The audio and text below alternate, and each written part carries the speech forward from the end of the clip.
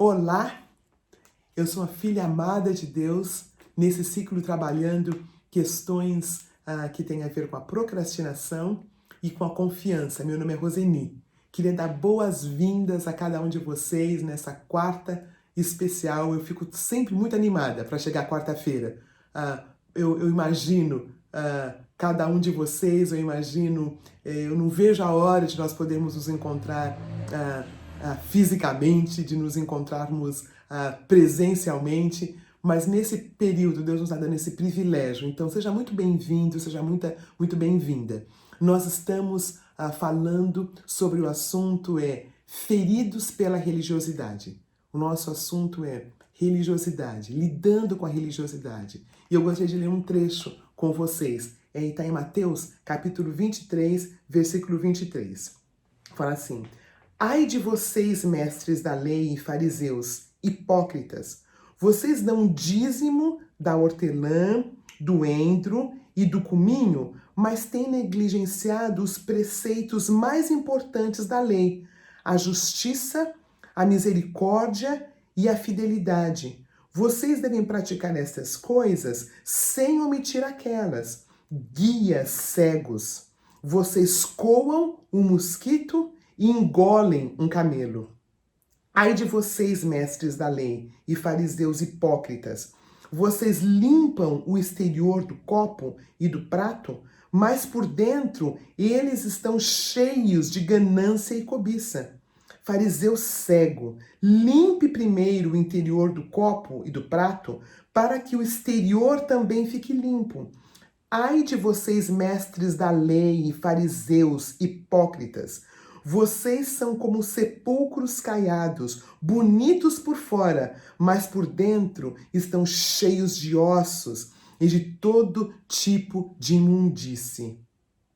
Assim são vocês por fora. Parecem justos ao povo, mas por dentro estão cheios de hipocrisia e maldade. Que texto contundente, não é? Quando Jesus Cristo falava ao religioso, ele era sempre muito contundente.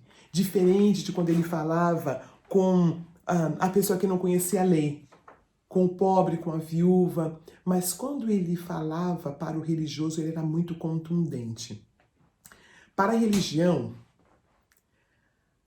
eu ser humana, eu ser real, é algo extremamente difícil. Eu não posso, para o religioso, demonstrar sentimentos de raiva, de medo, de apreensão. É algo muito inconveniente. A ideia é negar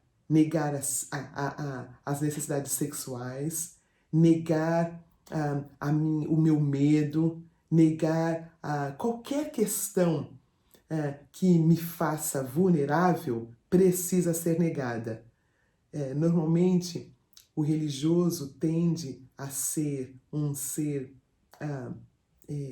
bem volúvel, ele não entra em profundidade. Queridos, seria essa a razão de tantos religiosos terem tantas comodidades que são psíquicas, que vivem numa jaula emocional e são solitários? É uma das minhas áreas de recuperação. Eu acho que eu falei antes.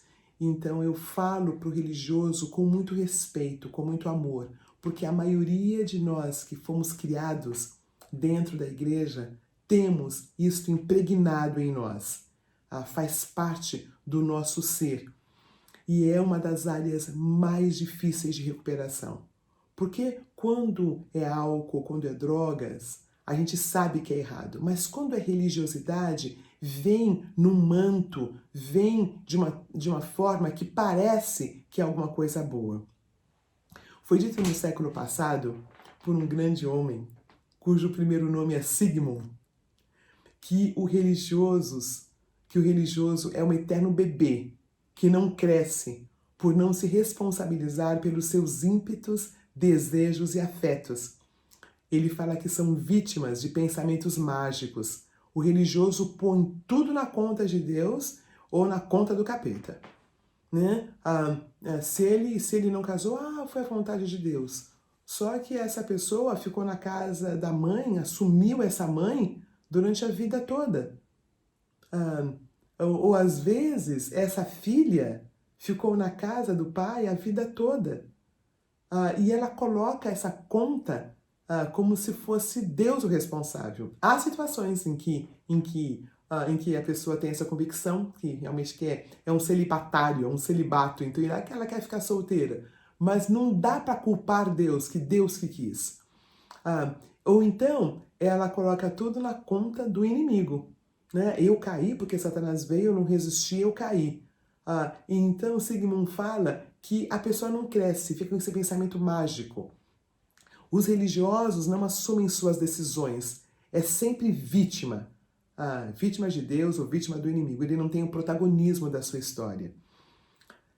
E nesse momento delicado que nós estamos vivendo, nós estamos ansiando, nós estamos procurando relacionamentos reais. Nós nunca estivemos mais carentes de relacionamentos. E é interessante que o real não é o contrário de virtual.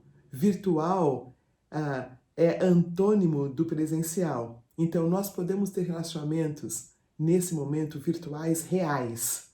Não são presenciais, mas são reais. Esta semana foi tão especial, eu falei um tempão com um pastor querido. Foi muito bom. 1h30 de conversa pelo vídeo. Eu fui tão abençoada. Foi muito real. Foi virtual, mas foi muito real. Conversas que eu tenho tido com algumas pessoas, né, nesse período que tem me abençoado tanto. Relacionamentos reais. Nós estamos precisando disso. Nós sempre precisávamos, mas nesse momento de isolamento, nesse momento em que nossa sociedade está tão vulnerável, como é bom estar com uma pessoa que é real, que está sentindo dor, que não está gostando, que consegue verbalizar. Como ser cristão sem ser religioso? Como admitir a nossa humanidade? Como desmistificar esse ser idealizado? A idealização é uma defesa que eu uso para eu não entrar em contato com os meus problemas. Então eu idealizo, eu imagino que eu não sou isso. Eu vivo como se eu não fosse, como se eu não fosse esse ser humano, esse ser que tem dificuldades. E eu também faço isso com o outro, em meus relacionamentos. Quando eu não consigo ver a dificuldade do outro, eu idealizo o outro, eu não consigo enxergar o outro como ele é. Né? Eu enxergo o outro como eu gostaria que ele fosse.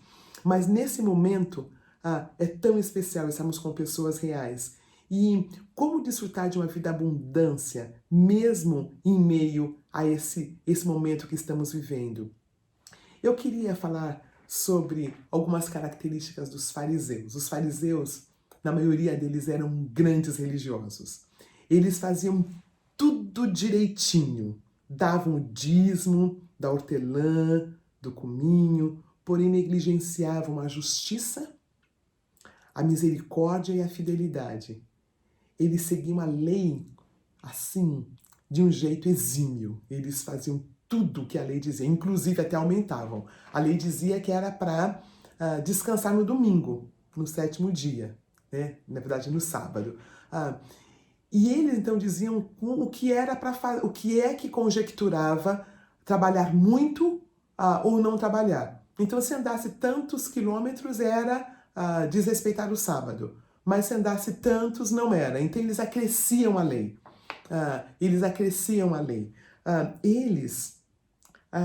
Eles precisavam de artefatos. O religioso, ele precisa de artefatos. Ele precisa da religiosidade. É um momento muito difícil para o religioso aos templos estarem fechados. Porque é um jeito também dele não lidar com as questões dele. Né? Muitas pessoas são viciadas no álcool, muitas nas drogas e muitas na religiosidade. Porque é um jeito de não olhar para si mesmo. Eles, os fariseus, eles tinham ritos religiosos, eles queriam que todos os vissem fazendo esses ritos. Por exemplo, o jejum. Né? Quando eles jejuavam, eles ficavam acabados, para que todo mundo visse que eles estavam jejuando. Quando eles oravam nas praças públicas, em voz alta. Então tinha uma necessidade de serem vistos, tinha uma necessidade de serem reconhecidos como pessoas religiosas. A Bíblia tem um versículo muito lindo que fala em Mateus 15:8, fala assim: eles honram-me com os lábios, porém o coração está longe de mim. Eles cuidam tanto da parte exterior, eles cuidam tanto de como eles estão sendo olhados, mas o interior está muito machucado. E com esse interior machucado, ele tende a machucar as pessoas, né? O título da nossa reflexão é Feridos pela Religiosidade. A religiosidade fere, a religiosidade nos estagna, a religiosidade limita a nossa vida, porque a gente começa a olhar a vida como se fosse alguma coisa bem pequenininha, de eu faço isso, eu não faço aquilo. Não, a vida não é abundante, a vida não é rica, a vida ela fica empobrecida. Aí eu queria falar um pouquinho sobre Jesus. Jesus de Nazaré, ele é o exemplo do não religioso. Inclusive, foi por isso que ele morreu, não é? Assim, basicamente falando, os religiosos tinham pavor a Jesus. Os religiosos tinham muita dificuldade com esse homem tão inteiro que não precisava de roupas sacerdotais, que não precisava de cargos, que não precisava ser olhado, que não precisava ser olhado de uma maneira idealizada. Jesus, ele não tinha o pedigree do religioso. Ele nasceu num lugar pequeno, ele cresceu num lugar pequeno, ele nasceu em Belém, que é uma cidadezinha pequenininha, e cresceu na Galileia, e alguma coisa boa pode vir desse lugar, né? Eles não achavam que alguém de renome podia vir da Galileia, podia ter nascido num lugar pequenininho. Jesus, ele não cumpre a lei como os fariseus. Ele cumpre a lei para ele é muito mais do que uma lista de coisas para fazer e não fazer. Por exemplo, ele cura no sábado. Os fariseus diziam que não podia. Os doutores da lei diziam que não podia. Jesus fala, mas a lei foi feita para o homem. O homem não foi feito para a lei. Né? A lei é pequena, o homem é maior do que a lei. Ele também não precisa ser reconhecido pelos chefes da sinagoga. Jesus, como um ser não religioso, ele conversa sozinho com uma mulher falada na beira do poço. Lembra a mulher samaritana? Ele não tem dificuldade em ficar lá e conversar com ela. Um religioso nunca o faria, porque é um lugar onde só as mulheres faladas que iam pegar a água naquele horário. Jesus Cristo, ele aceita um perfume de uma outra mulher falada que demoraria um ano para pagar. Vamos imaginar que o salário mínimo fosse de R$1.000. Ele aceita um perfume de R$12.000. A mulher o derrama sobre os seus pés, seca com o cabelo dela. E esse dinheiro, esse perfume foi adquirido por essa senhora falada também. Jesus Cristo, ele olha para a pessoa e ele não olha o exterior, ele olha o coração. Na verdade, nessa segunda situação, quando o dono da casa fala, se ele fosse o Messias mesmo, ele saberia que essa mulher, de onde ela veio. E Jesus fala, olha, eu cheguei aqui, você não me deu um beijo, eu cheguei aqui, você não deu um jeito de eu lavar, não me deu água para eu lavar os pés, ou ninguém veio lavar os pés, essa mulher, né? Essa mulher falada fez isto. Jesus Cristo, ele olhava o coração, enquanto o religioso olha a parte exterior. Jesus Cristo, ele não dependia da sinagoga para ministrar. Né? Ele ia para a sinagoga, ele falava, depois ele continuava. Né? O religioso, ele precisa dos artefatos, ele precisa do rito. E Jesus Cristo não precisava. Admitir a nossa humanidade faz parte da saúde mental, da recuperação, do processo de santificação. Admitir as nossas dores, nossas decepções, nossas tristezas, nossos pecados. Pecado, sabe o que é pecado? É errar o alvo. Quando eu erro o alvo, quando era para eu fazer uma coisa, eu faço outra. Não tem esse peso que muitas vezes é colocado. Quando eu consigo nomear, quando eu consigo falar, quando eu consigo, como diz no nordestino, desembuchar. É isso que acontece nos nossos grupos de apoio, que nós vamos fazer daqui a pouco, quando eu consigo falar, quando eu consigo dar nome. Nesse momento em que nós estamos tão pesados, nesse momento em que há tanta desordem na área da saúde, na área política, nesse momento em que as coisas estão desandando, que especial, queridos, termos um lugar onde eu posso dar nome, em que eu posso falar. Como eu sou grata por esse programa, como eu sou grata por esse Evangelho de Jesus Cristo, como eu sou grata pela IBAB, que nos dá essa oportunidade, como eu sou grata por cada igreja daqui de São Paulo, do Brasil, que está podendo cuidar da sociedade, cuidar da sua comunidade, dando um ambiente seguro para a pessoa falar. Jesus Cristo, ele era um ser não religioso. Ele era um ser que permitia que as pessoas fossem quem elas eram. E no Velho Testamento tem um texto muito lindo que Deus fala para Abraão: anda na minha presença e ser perfeito. E eu fui estudar um pouquinho essa palavra perfeita, né? Eu vi algumas mensagens. E perfeito não significa, nesse trecho, uma pessoa que não erra.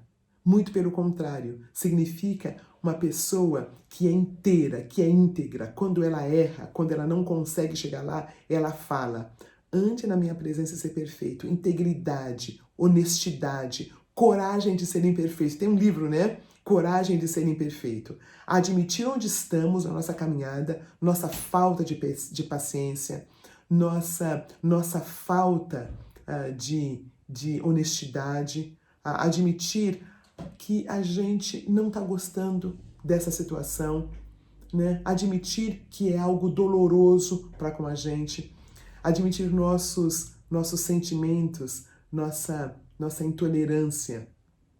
Como é difícil a gente ouvir de um ente querido que está convivendo com a gente nesse isolamento social algumas coisas que dizem respeito às nossas áreas de recuperação, né? Nós não precisamos agir como os religiosos. O cristão assume, confessa. O religioso, ele nega, ele esconde. A religiosidade nos fere, pois nós não conseguimos atingir o patamar da santidade através da religiosidade. Ela nos enrijece, ela nos embrutece. A religiosidade nos embrutece. Não é a religiosidade que nos ajuda no nosso processo de recuperação. É exatamente a vulnerabilidade. Ela nos desconfigura exatamente pelo fato de tentarmos fingir que somos perfeitos. A graça encontra-se apenas na nossa humanidade. Quando pretendemos ser perfeitos, não tem lugar para a graça. Lembra-se de Paulo? Ele fala assim: tira de mim esse problema, não sabemos se é uma coisa física, o que era. E ele fala assim: tira, não fica bem para eu, um apóstolo, né, que chegou até o terceiro céu, ter essa situação. E Deus diz não. Ele pede de novo e Deus diz não. E ele pede de novo e Deus diz não. Aí ele fala assim: porque o poder se aperfeiçoa na fraqueza. O poder se aperfeiçoa na fraqueza. A graça, aí ele fala: a minha graça te basta. Porque o poder se aperfeiçoa na fraqueza. Porque o religioso é uma pessoa, e desculpe a expressão, desgraçada, porque não tem graça. Ela não tem espaço para a graça. A graça só se aperfeiçoa onde tem espaço, onde tem fraqueza. Então, quando eu admito a minha fraqueza, quando eu admito as minhas questões, é quando a graça vem. A graça se aperfeiçoa na fraqueza. A graça só adere na nossa humanidade. Quando eu tenho essa pretensão de que eu já cheguei lá, que eu não preciso de recuperação, o celebrando, ele não entra em igreja religiosa. Pessoas religiosas não conseguem lidar com o celebrando. Dizer a área de recuperação, dizer o que está passando, é uma coisa tão improvável no coração do religioso. Nesse momento na história, queridos, nós estamos atravessando o vale da sombra da morte. Nós estamos atravessando o vale da sombra da morte. Estamos vendo mortes, filhos sem poder ver os pais, netos sem poder ver os avós. Nosso sistema do clero religioso está sendo deflagrado. Por quê? Porque as igrejas que são de fato o corpo de Cristo, essas estão sobrevivendo e vão sobreviver. Mas igrejas que tinham só ritos, igrejas que tinham só programas, elas não vão sobreviver. Estamos validando em muitas igrejas encontros religiosos. Aí eu fiquei pensando hoje, como está o celebrando na tua comunidade? Como está o celebrando na minha comunidade? Como está o celebrando na IBAB? Nós estamos cuidando dos nossos celebrantes? Tem celebrantes precisando de cesta básica? Tem celebrante sozinho que está precisando de uma ligação telefônica? Como nós estamos cuidando da nossa comunidade nesse momento de pandemia? O religioso, ele está cuidando dele mesmo. Mas a pessoa que está de fato vulnerável, ela está olhando para outras pessoas. Queria contar para vocês uma coisa tão linda que eu soube hoje de manhã. E eu chorei de alegria. Um grupo de passos resolveu honrar a líder e a co-líder do grupo e mandaram um café da manhã para a líder e para a co-líder. O grupo de passos fez isso. Eu achei isso tão lindo, abençoou tanto o meu coração. Porque é relacionamentos. Nesse momento, nós estamos precisando de relacionamentos. Nós estamos precisando desse afago. Sim, não podemos nos ver fisicamente, mas nós podemos mandar uma coisinha. Esta semana tem uma coisa muito legal aconteceu, na verdade foi na semana passada. Como eu disse para vocês, eu não sou muito boa na cozinha e tudo mais, eu estou tentando fazer as coisas do dia a dia, mas doce nem pensar, bolo nem pensar. Vocês acreditam que chegou na minha casa uma caixinha de brigadeiro? 6 brigadeiros. E é tão interessante que eu não sou muito chegada assim, sabe, em brigadeiro, mas queridos, foram os melhores brigadeiros da minha vida. Foram os melhores brigadeiros da minha vida. Que delícia, porque veio imbuído em amor, veio imbuído em carinho. Era um aniversário muito legal. E aí, essa amiga querida mandou e tinha uma velhinha. Aí eu fiquei tão preocupada, porque eu pensei, meu Deus, eu comi os 6 brigadeiros. Eu confesso, eu comi os 6 brigadeiros assim, e a minha área de recuperação não é a compulsão alimentar, mas eu comi os 6 brigadeiros. Depois eu fiquei morrendo de medo, pensando, meu Deus, será que era pra gente cantar? Porque o aniversário ia ser no outro dia. Será que a gente era pra usar o brigadeiro pra cantar? Falei, bom, se for, eu vou com a caixinha, sabe? Coloco a velhinha na caixinha, seguro a velhinha e canto. Mas que carinho! Que especial ter recebido aqueles brigadeiros. Na minha comunidade, na IBAB, o pessoal da terceira idade tem recebido pães. Eles receberam pães. Uma querida nossa assou os pães e o pessoal da terceira idade recebeu os pães. Queridos, o que nós temos feito nesse período de isolamento social, que é antirreligioso? Nós temos cuidado dos nossos. Nós temos visto quem está precisando de alguma coisa. Tem tido muitas lives. E é muito legal, muito conhecimento, muitas lives. Nós temos muitas reuniões corporativas pelo Zoom. Porém, o que nós precisamos vai além das lives, que são muito abençoadas, e do Zoom, que nos ajuda a nos estruturar. Nós precisamos de uma ligação telefônica. Como eu falei, eu recebi uma ligação, né, por vídeo de um pastor querido. Conversamos 1h30, né? E foi tão abençoador. Queridos, queridas, esta pandemia vai passar, eventualmente. Nós vamos sair do isolamento social, mas nós vamos poder finalmente nos abraçar e nos beijar. Porém, quais são as pérolas que nós estamos tirando desse momento de vida? Qual é o nosso céu no meio desse Hades que estamos atravessando? O que é que nós vamos levar?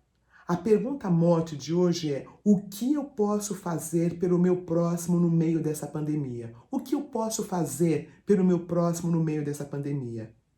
É uma ligação, né? Dá para fazer uma ligação por vídeo, pelo WhatsApp, em vez de só a voz? É um pão quentinho, se você sabe fazer isso e mandar para uma pessoa querida. É um brigadeiro, uma caixinha de brigadeiro que vai abençoar a vida de alguém. É uma cesta do café da manhã, igual as meninas do grupo de passos fez. Como as meninas do grupo de passos fizeram. Queridos, qual é a pérola que eu estou levando desse período dolorido, mas que vai passar? Qual é a área da minha religiosidade que tem vindo à tona? Esse período em que eu estou tão quietinha, né, que nós não estamos saindo, sem filmes, sem nada, né, de entretenimento, o que é que tem vindo dentro de mim? Quais são os conteúdos que eu preciso lidar? Nós vamos ouvir uma música muito linda agora, que fala sobre o dia da vitória. O dia da vitória em que virá meu Salvador, sim, Jesus Cristo, Senhor, virá nas nuvens para me levar. Tristezas eu não mais terei, e toda lágrima do meu olhar Ele enxugará. Se você é alguém que foi ferido pela religiosidade, se você é alguém que já feriu pela religiosidade, o amor cura. O doar cura. Invista em alguém. Faça alguma coisa. Vamos ouvir essa música e vamos dividir nos nossos grupos. Entre nos grupos de apoio. Partilhe. Aproveite esse momento que o Senhor nos está dando, esse privilégio de termos um lugar seguro para partilhar. Uma boa noite, um bom louvor e um bom tempo de partilha.